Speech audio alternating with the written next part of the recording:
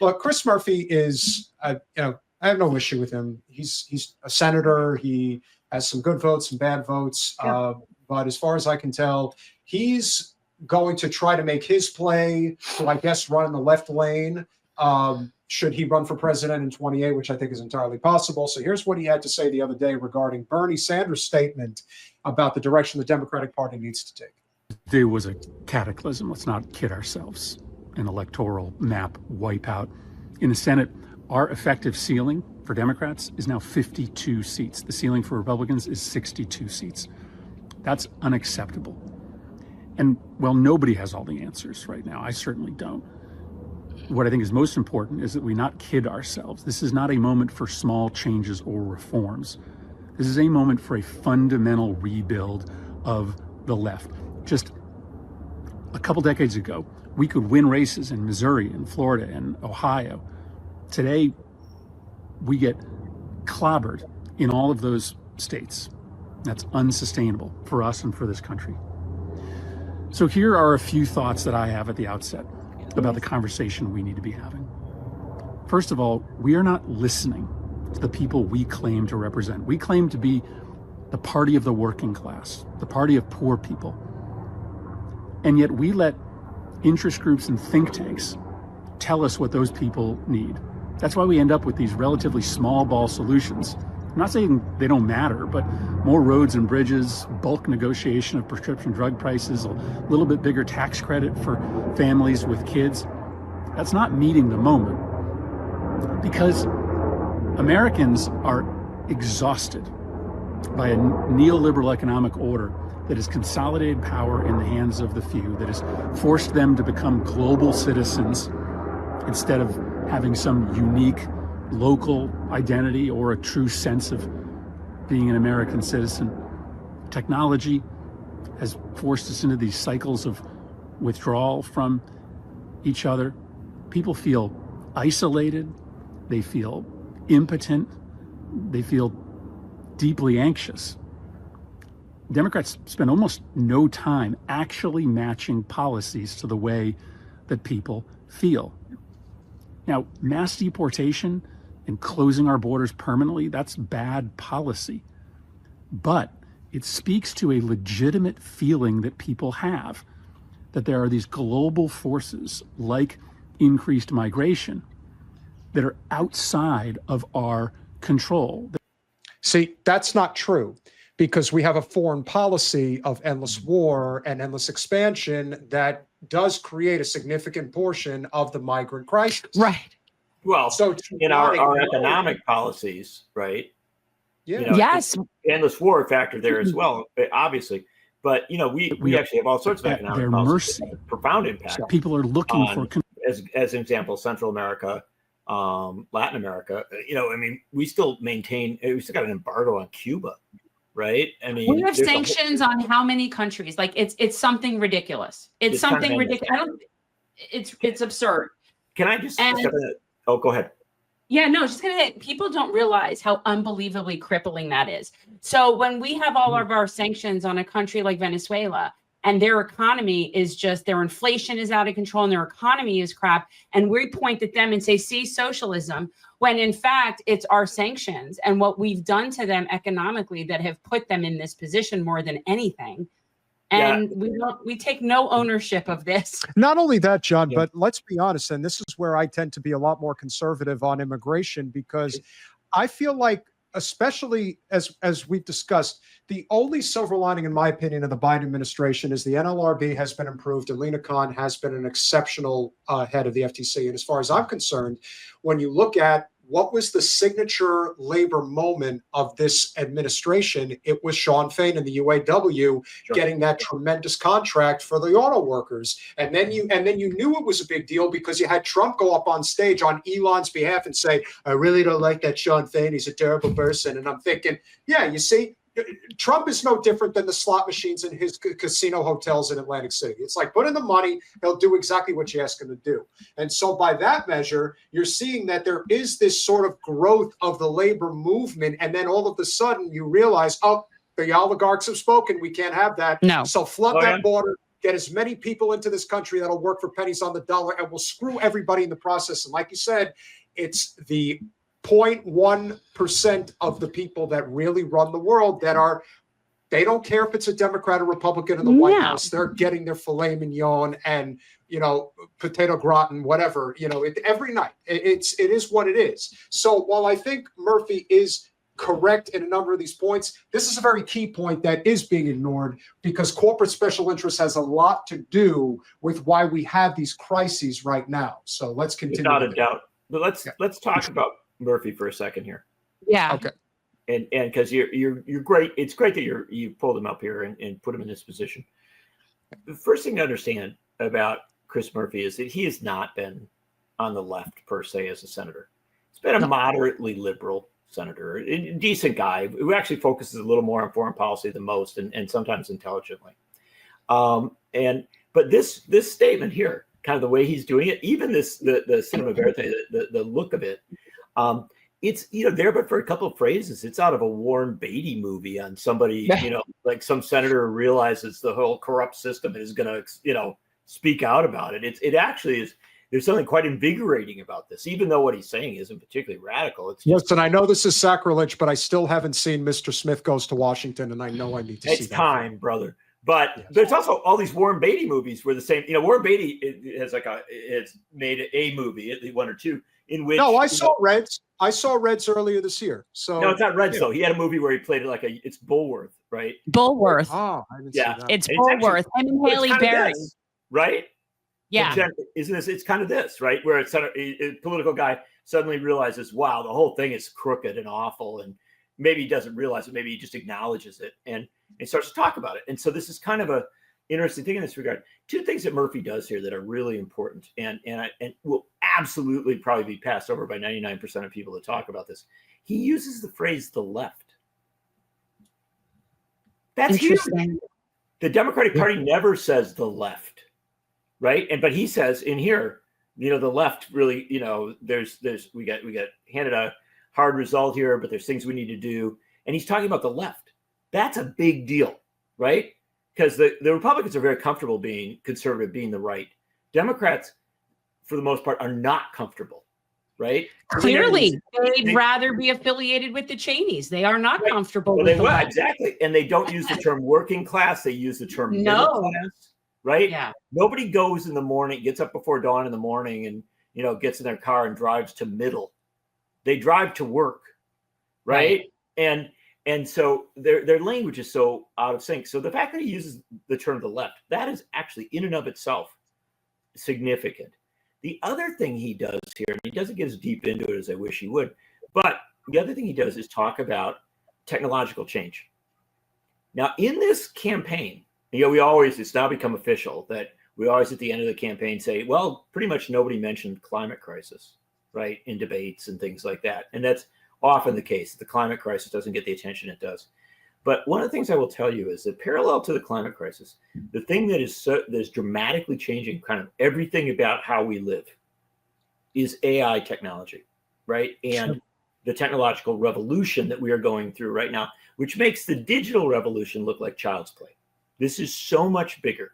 This is a combination of machine learning and robotification that can replace human workers in dramatic amounts of our economy, whole sectors of our economy. And that has only begun to be implemented, but will ultimately change everything about how we communicate, everything about how we work, most of everything about how we live, most of everything about healthcare. I mean, it's just, we are entering into a kind of a Moore's Law exponential shift moment where technology is going to just shake it up in ways that we can barely imagine. But the weird part is enough of it has shown already, both through the digital revolution, through the original robotification revolution, now for this extended machine learning revolution. We've seen enough of it to know we should be scared. Because while AI will do a lot of good things, it will also has the potential to so dramatically change our lives and to make us, literally work harder to try and keep up with machines. This is a very anxiety-ridden moment because of that. And I don't expect the Republicans to talk about it because I don't think Donald Trump understands it. And I also think the Republicans are planning to make a lot of money off it. But the Democrats didn't talk about it either. And the fact of the matter is that it's what's important here is that Murphy is actually acknowledging some elements of that. Right. And I think if you want to get to the anxiety of the American people, you have to talk a lot more about that. We don't. Well, I will say he's seizing an opportunity. He's seizing the hey, moment. You know what? At least somebody's trying. So I'm for seizing opportunities, right? Yes. All right. So let's finish this out. Yes. Control. And one of the ways that Republicans deliver them a message of control is control of our borders. Democrats need to understand that Republicans start by examining the way that people are actually feeling and then matching policies to the way that they're feeling. Democrats need to start doing the same thing. If we did that, we would pick bigger fights. We would be a more populist party. We would name the corporations and the billionaires that are screwing people, and we would take it to them. Now, that's something that the Harris campaign did not do. And frankly, when leaders in our party like Bernie Sanders do it, they largely get shamed or shunned as dangerous populists. Maybe that's because if we actually were fighting billionaires, if we were actually engaging in true populist economic ideas, it would hurt our coalition, which these days tends to be higher income people who don't want the status quo fundamentally upset. Yeah. So for me, those issues of true economic populism, moving power from people that have it to people that don't have it, that has to be the tentpole of our coalition. And here's the other hard truth we have to face. We cannot win if we don't build a bigger tent. And in order to build a bigger tent, we likely have to have economic populism as that tentpole and then allow into the tent people that do not agree with us on 100% of our core social, cultural issues, as well as other hot button topics like guns and climate. I think we'd be better off fighting out discussions around some of those very difficult social and cultural issues inside our tent instead of pushing everybody who disagrees with us outside. So that's what I'm thinking about today. That's pretty smart, and it's a very good point. And if it doesn't, that's the biggest problem with that overwoke left. And people, but it's interesting that people think that's what directed this campaign somehow, when all she was doing was talking about immigration and lethal military. No, you took it away. Yeah. The most lethal fighting force. Right. So how people equate that with, they were catering to the woke left, that I don't understand. Yeah. And I would even go a step further. Look, my dear friend over many years, Tony Benn, who was the longest serving British member of Parliament, the Labour Party member of Parliament, who came in the post-war era and served through the Thatcher era as one of the most progressive leaders in the world. In the 1990s, I spent a good deal of time with him, and that was a period where there was a lot of objection to something they called political correctness. Now we call it woke. Right? Same thing, right? And by and large, what Tony was a brilliant politician who represented a really working class mining district in the north of England at Chesterfield. And really like a place where economics were kind of at the heart of everything. He said, you know what? What they call political correctness is, I think, basically what we used to call politeness. Right? That, if somebody wanted to be respected for who they were, understood for who they are, that you did that because you're a nice person, you're a decent person. Right. And so I don't actually think woke politics is a particular problem at all. In fact, I think by and large, we should be nicer and more polite to a lot of people in society. I think the reality is that people grow in their impression of other people. They become, hopefully more welcoming, more liberal in those ways. But I think that we often use this as an excuse. We say, oh, well, the Republicans campaigned against trans people, or they campaigned, they did all these things and stuff like that. I think those kinds of campaigns, which are vile and ugly and crude, only get traction because the discussion isn't being had on the other side, on the economic side, right? And so, yeah, then people start to argue about a whole host of issues that the Republicans have generated and put into the mix, including immigration. That's not to deny that there are immigration issues, but they have churned it up in such a way. They've churned up all these other things. How would you counter that? I've got an idea. It isn't punching down. It isn't kicking down at immigrants. It's something as simple. You know what? But let me just finish the thought, and then respect whatever you say. How would you counter that? Here's how I would counter it. I would say, if you give us a power, we will end billionaires. There will be no more billionaires. We will tax them out of existence, right? That's true, Mr. Elon Musk. That's true, Mr. Jeff Bezos. Give us power. We're going to tax them out of existence, and we're going to take that money, right? They're going to still be rich. They have nice houses and boats, but they're just not going to have, the 200 billion. They're not going to be debating which of them is first to become a trillionaire, right? We're going to tax them. We're going to take that money to expand Social Security, Medicare, Medicaid, and a whole host of other programs. Do you know, if you said that on a campaign trail, right, I guarantee you the entire dialogue would shift over to that.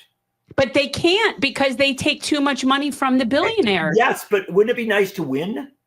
They can't. This isn't wherein lies the problem, because when you think about what the chicken and the egg, this is almost this is almost too much poetic justice. And yes, there could be a lot of suffering that will ensue as a result of that. And we're going to get to Trump and Miriam Adelson in a second.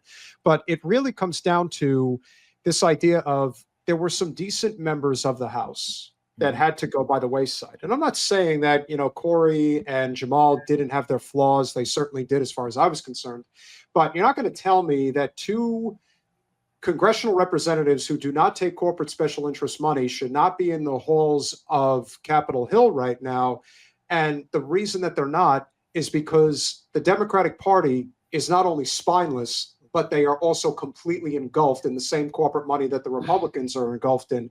There wasn't one person, not even Alex, who would open her mouth trying to act like a leader for the Democratic Party and say, I'm standing by my colleagues. I am not going to allow the Israel lobby to distort the realities that they are representative of the broken system that we have, that we can simply be silenced because the corporate money is just going to overflow into some name your opponent's position. Jen basically martyred herself as a candidate because she decided that free Palestine was more important than to go along to get along to try to do viability. And of course, Debbie is one of the biggest AIPAC receivers in all of politics. Forget the Democrat versus Republican. That to me says a lot.